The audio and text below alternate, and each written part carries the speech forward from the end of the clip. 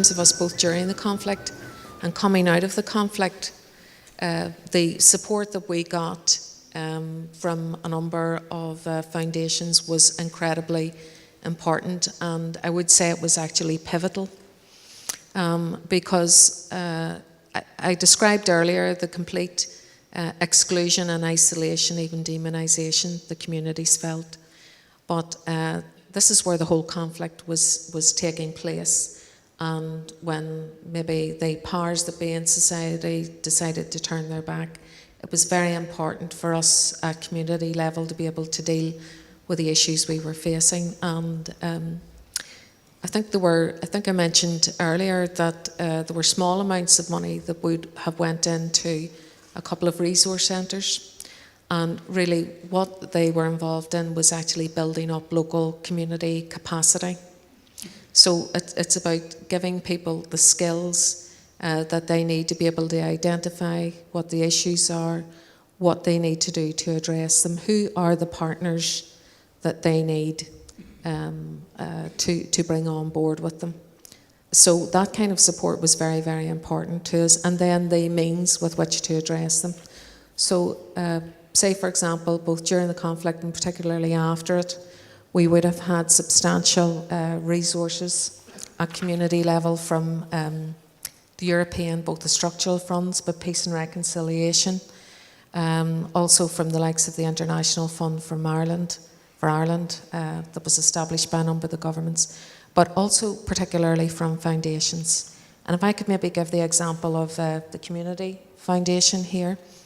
The likes of the Community Foundation, Atlantic, and others basically looked at, well, a lot of resources are going into very safe community projects, but what do we need to do to support those who are maybe furthest removed from the mainstream? So they were quite fearless in how they would have supported projects involving ex-prisoners, for example. I talked earlier about our large ex-prisoner population, and whereas there was a great deal of opposition to actually resourcing projects that would bring them into employment or support them back into mainstream community, the likes of the foundations had the bravery to actually address the issues. So, you know, looking at the conflict warts and all, being prepared to go to where the real need was. Jackie can talk about the loyalist communities. Generally, at that stage it was felt that Catholic communities were better organised, better equipped and so on, and there was a real need to support loyalist communities, and again, foundations did that.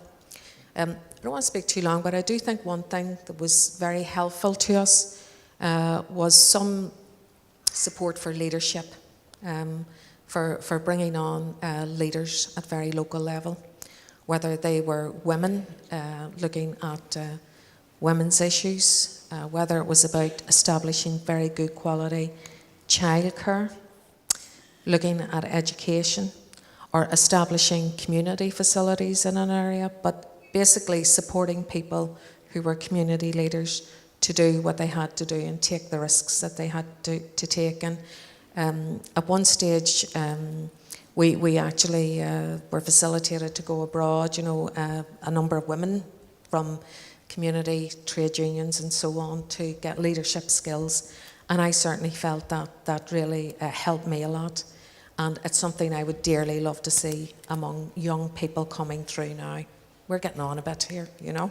But the conflict, you know, I mean, if it was a 25, 30-year conflict, it's going to take generations really to get us. And I really believe we will get there. You know, I have a great hope for the future, but I would love to see the young ones who are coming through a community level at this stage getting the type of support to help them move on, become community leaders of the future, so that we don't slip back in any way. Great, that's very helpful, thank you.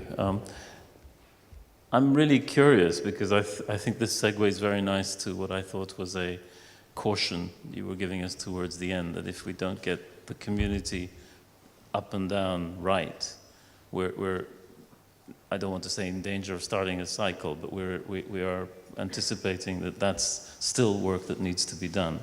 And so maybe you can give us some ideas about things that you feel need to be done still. And one of the things I'm very curious about is I always hear about the role of philanthropy in helping in this context, and I'm very cognizant that many foundations here have played a very strong and supportive role. But I'm curious if all the philanthropic work that's been done has been good and useful. So it's a tough question maybe, but maybe you can tell us how you feel about that.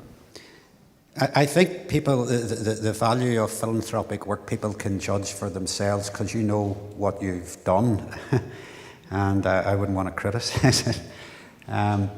Those that were involved have done very good work. Those that weren't need to get involved, I think. But I think it's what philanthropy addresses is the critical thing, because what we critically need to do here now is embed the peace.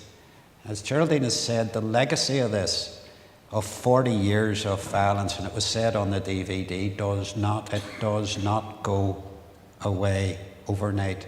It's so much easier to destroy than to build, so just work that out. 40 years of destroying, how long do we need to build? Nevertheless, I do believe there is an end in sight. I believe with the proper application and focus, this can essentially be done in one generation, and I repeat that, 18 to 20 years. But it has to be done on a scale. There has to be a critical mass in doing this. This is not about a series of uncoordinated projects. This is not about 3 years support here and some other support there. This is about getting down to a long and at times hard road and walking with us on that. And maybe one of the things, because there's not many trusts or foundations have the sort of scale of money required to do what I'm talking about, and maybe one of the big things that could be done would be better working together of trusts and foundations in relation to Northern Ireland and greater coordination. Now, I'm not privy to your business, and it may be that that's at a much higher level than I realise, but I think to attain the critical mass and the scale of what we need here is very important. Just to illustrate it very quickly, there's a long list of things Geraldine and I and West Belfast and Shankill have been involved in good times and bad. But if you take the urban programme funded from the European Community back in 1995 that we jointly went and applied for and got, it was unheard of money for us then. It was 6 million over 5 years. And we were able to create in the Shankill Early Years project, which became a prototype for Sure Start throughout the UK, and the project in the Upper Springfield around young people, which has created a whole generation of new leadership in West Belfast.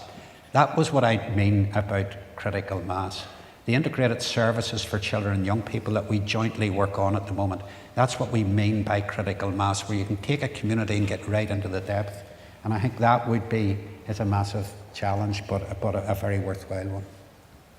It's very sobering, and it also brings to my mind the issues as we begin to contemplate as foundations to work in other places where there are conflicts and where we see a need for movement towards peace. So I think your words and your experiences will go a long way to that.